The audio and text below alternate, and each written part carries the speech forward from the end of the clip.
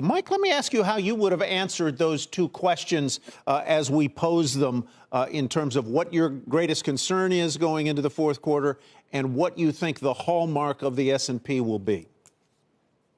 Well, I would have been a little different. I probably wouldn't have had the focus exclusively on the economy. What I would have focused on the things that will potentially cause the economy to trip up in the fourth quarter, and they do relate to COVID-19. If we get a more extensive shutdown and we see a secondary outbreak, I'd also throw in there if we were to get a failure. We were just talking about. We were listening to Bob and Moy talking about this. If we were to get a failure of Congress to deliver on that next phase of stimulus, which I think is pretty critically important because we need to get that last piece to kind of put us over into the goal line. Because so far what we've seen is what has been put in place so far has been adequate in order to allow the economy to begin the recovery process, but not to complete it.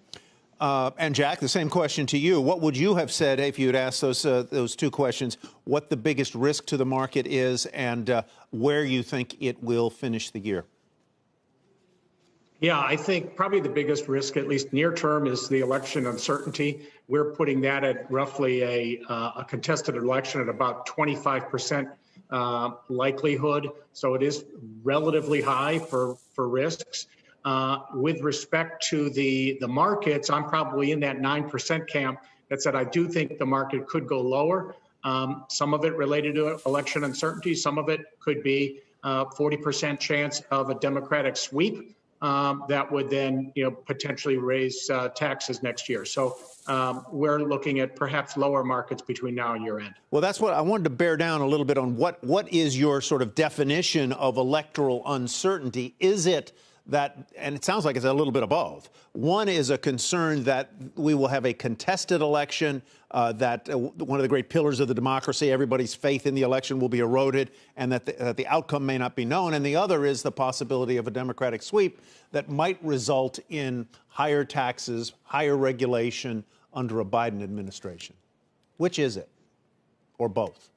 Yeah, I mean, I think it's that combination that leads us to believe markets trend lower. But I think the election uncertainty is not knowing for several weeks or having some kind of contention or crisis where it's back and forth, I think will lead to, as you said, an undermining of our system, dollar weakness, and higher volatility. And I don't believe that foreign markets are going to somehow, zig while the U.S. market is zagging. I think that all markets are likely to move in unison. I just think that maybe foreign currencies could provide a buffer that the dollar, as the dollar falls.